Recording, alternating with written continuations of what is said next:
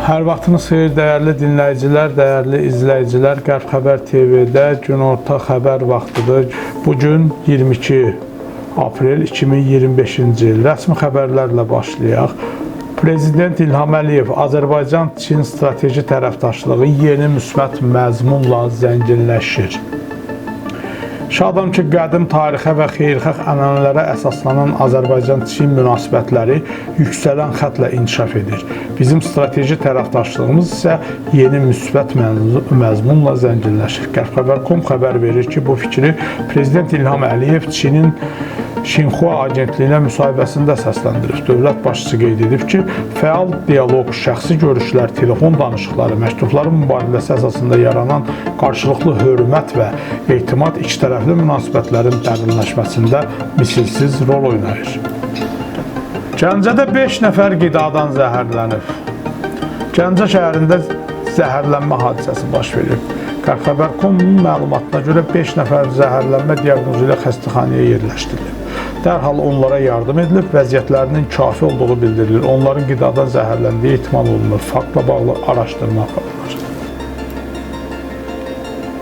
Xarici xəbərlərlə davam edirik. Britaniya Avropa İttifaqı ilə çoxşaxəli ticarət müqaviləsi bağlamağa hazırlaşır.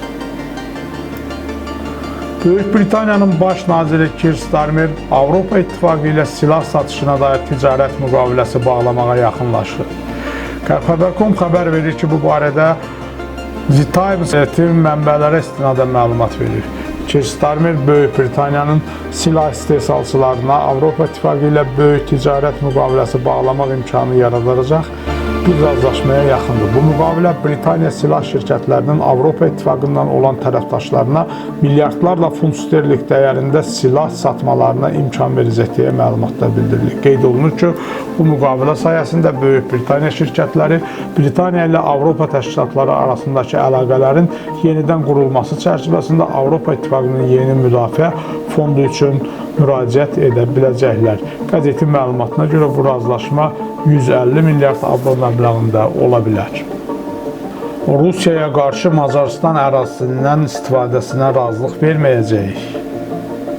Macarıstan NATO və ya Avropa İttifaqı qoşunlarının Ukraynaya göndərilməsi üçün öz ərazisindən istifadə olunmasına icazə verməyəcək. Qərb.com xəbər verir ki, bu barədə Avropa Şurası Parlament Assambleyasının üzvü və Macarıstanın Vətənimiz Partiyasının lideri Lasio Toroskayı İzvestiyaya verdiyi müsahibədə bildirilib. Biz NATO və ya Avropa İttifaqı qoşunlarının Ukraynaya göndərilməsi ideyasını tamamilə rədd edirik. Çünki bu, 3-cü Dünya müharibəsinin başlamasına səbəb ola bilər. Heç bir halda belə bir missiya üçün Macarıstan ərazisinin istifadəsinə razılıq verməyəcək deyə siyasətçi vurğulayıb. Qəzzada müharibə yenə də can alır. İsrailin Qəzza zolağına son 24 saatda endirdiyi zərbələr nəticəsində azı 29 nəfər həlak olub. Qərb.com xəbər verir ki, bu barədə Qətərin Əl-Cəzirə telekanalı məlumat yayıb. Məlumata görə İsrail ordusu Qəzzanın hər yerində köçkünlərin olduğu çadır düşərgələrinə zərbələr endirir. Qeyd edək ki, 2023-cü il oktyabrın 7-sindən bu günə qədər İsrailin hücumları nəticəsində Qəzza zolağında gedən döyüşlərdə 51 mindən çox Fələstinli həlak olub, 117 minə yaxın insan isə yaralanıb. Ukrayna İsveçdən təyyarə alıb. Ukrayna İsveç tərəfindən vəd edilən 2 IGS-890 tipli radioelektron kəşfiyyat təyyarəsindən birincisini artıq təhvil alıb. Qərb.com xəbər verir ki, bu barədə Strana məlumat yayıb. Təyyarənin ilk sınaq uçuşu ölkənin qərbində Lvov üzərində həyata keçirilib. Müdafiə qabiliyyətini artırmaq məqsədi ilə təhvil alınan təyyarə müasir radiolokasiya sistemi ilə təchiz olunub və hava kəşfiyyatı imkanlarını genişləndirməyə xidmət edəcək. İsveç Müdafiə Nazirliyi bu təyyarələrin Ukraynanın hava kəşfiyyatı sayəsində imkanlarını əhəmiyyətli dərəcədə artıracağına inanılır. Bildirilir ki, IGS-890 hava hədəflərini 400 kilometrə qədər məsafədən aşkar edə bilir və gələcəkdə ABŞ istehsalı olan F-16 qırıcı təyyarələri ilə inteqrasiya edilə bilər. Ukrayna xəbərləri ilə davam edirik. Lüksemburq və İslandiya Ukrayna rabitə vasitəsi göndərə bilər. Lüksemburq və İslandiya Ukraynaya ümumi dəyəri təxminən 2 milyon avro olan rabitə avadanlıqları göndərir. Qərb.com xəbər verir ki, bu barədə RBK Ukrayna Müdafiə Nazirliyinə istinadən məlumat yayıb. Roma papası Fransiskin ölüm səbəbi bilinib. Roma papası Fransisk insult keçirib.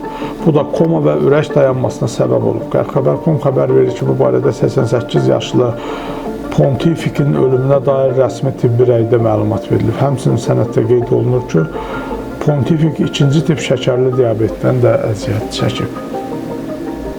Odessaya kütləvi dron hücumu olub. Rusiya ordusu aprelin 21-nə keçən gecə Ukraynanın Odessa şəhərinə şahid tipli kamikadze dronlarla kütləvi hücum təşkil edib və şəhər sakinləri bir neçə partlayış səsləri eşitdiklərini bildirdilər. Qərxəbər.com iyuniyana istinadən xəbər verir ki, hücumdan əvvəl bəzi monitoring kanalları şəhər sakinlərinə, xüsusilə şəxsi nəqliyyatı olanlara Odessanı təcili tərk etməyi tövsiyə edib. Qısa müddət sonra partlayış səsləri eşidilir və pilotsuz uçuş aparatlarının yaşayış binalarının üzərində uçduğu bildirilir. Şəhərdə yanğınlar baş verib, tüstü və alov müşahidə olunur. Sosial şəbəkələrdə partlayış anlarını əks etdirən görüntülər yayılıb. Hücum nəticəsində bir neçə yaşayış binasının zədələndiyi qeyd olunub. Londonda Ukrayna üzrə danışıqlar davam edəcək. Aprelin 22-sində Böyük Britaniyada Ukrayna üzrə danışıqların yeni mərhələsi keçiriləcək. Qərxəbər.com iyuniyana istinadən xəbər verir ki, bunu Ukrayna Ali Radasının deputatı Oleksey Gonçarenko deyib. Onun sözlərinə görə danışıqlarda rəsmi Kiyevin və Qərb ölkələrinin nümayəndələri iştirak edəcək. Biz məhz Ukrayna, Avropa və Böyük Britaniya və ABŞ-ın Ukrayna məsələsindəki ümumi mövqeyə gəlməli olduqlarını məsləhətləşəcək. Bundan sonra həmin mövqe Rusiya tərəfinə təqdim olunacaq. Britaniya silah istehsalını artırmağı planlaşdırır. Böyük Britaniya partlayıcı maddələrin istehsal imkanlarını əhəmiyyətli dərəcədə genişləndirməyi və bu yolla ABŞ-dan sursat tədarükündəki asılılığına son qoymağı planlaşdırır.